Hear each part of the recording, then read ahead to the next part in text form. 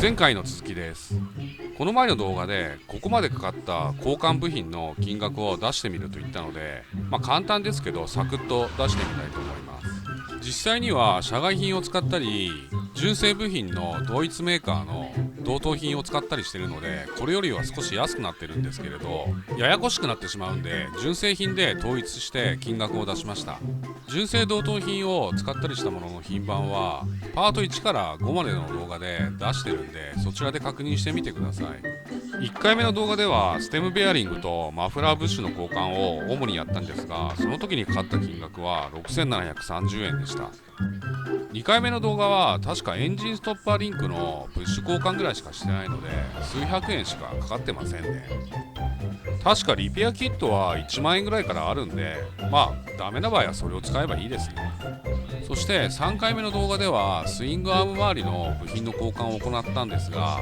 スイングアーム周りとリンクを合わせて1万2000円ちょっとですね。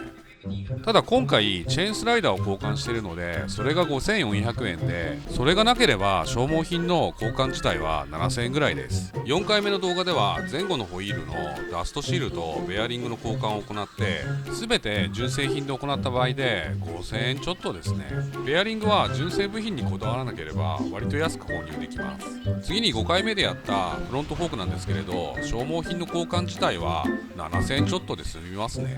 それプラスフォークオイル代がかかります。 MC21 のインナーチューブはまだ純正部品で出るので交換可能なんですけれど、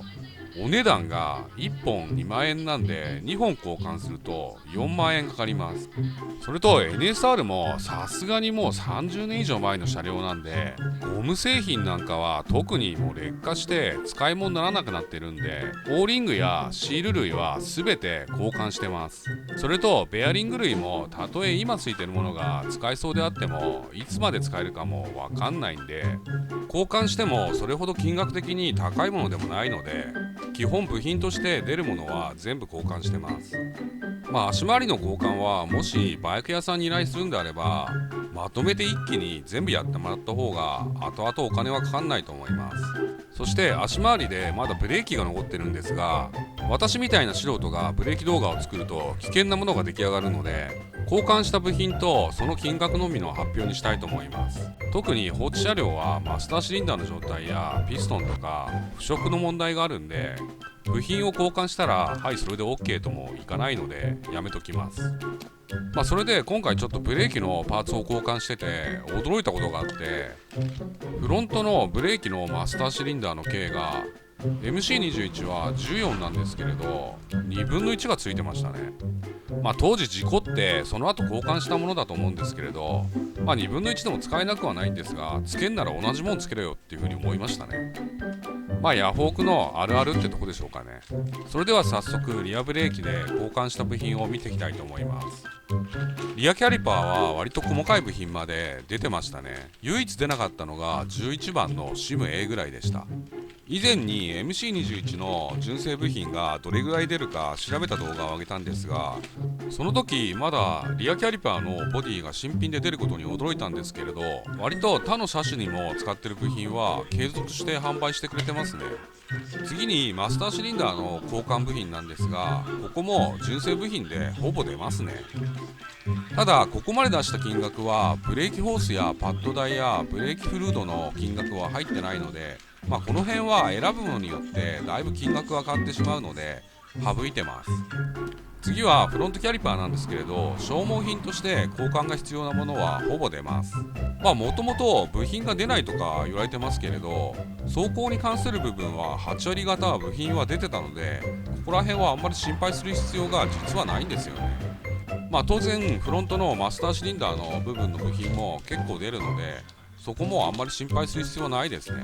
ただブレーキ周りはもしディスクがもう使用限度に来てたりピストンが腐食で使えなかった場合は、これらを純正品相当で新品で購入するってなると、ブレーキ周りの交換部品だけで軽く10万超えてしまうので、ヤフオクとかでベース車両を購入するときはその点だけちょっと注意した方がいいですね。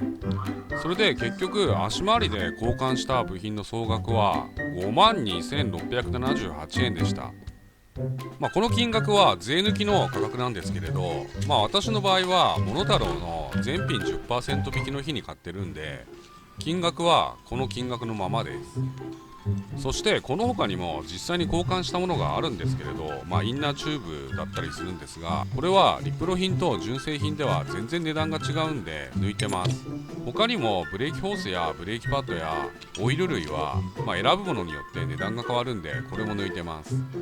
私が実際に使ったのはリプロ品とか安いものを使ってるんで、実際にかかった金額は足回りで8万ちょっとって感じですね。そしてさらにスプロケやチェーンまで交換してタイヤまで交換すると、あとプラス6万ぐらいはかかりますね。ここまでの作業はほとんどぶったたいてるだけなんで、工具もそんなに必要ないんですけれど、実際にやるとなると必要な工具とか購入しなくちゃいけないんで、ある程度プラスアルファでお金はかかりますね。これ確か前々回ぐらいで購入したメーター用のリペアケースなんですけれど、実際にメーターの中身を移植してみました。入ってた部品は外側を止めるネジぐらいで、他は一切何にもついてないんですが、結果から言うとリペアパーツとしては特に問題ないような感じを受けましたね。多少バリがあるぐらいで、それを取ってしまえば取り付けに関しては特に何も問題なく行いました。ただ内部のメーターのカバーとかそういったものは一切ついてないので、それを元からちゃんと移さないと、組み立てた後にまた気づいて分解しないといけないんで、そこだけ注意した方がいいですね。あとはメーターギア周りを古いグリスを落としてグリスを新しく塗り直したぐらいですね。それと配線が見た目ややこしいんで、付け直す時にちょっと大変かなと思ったんですけれど、実際やってみるとそうでもありませんでした。ただ端子はやっぱり結構錆びてたんで、ちょっと磨いてその後接点復活剤を吹いときました。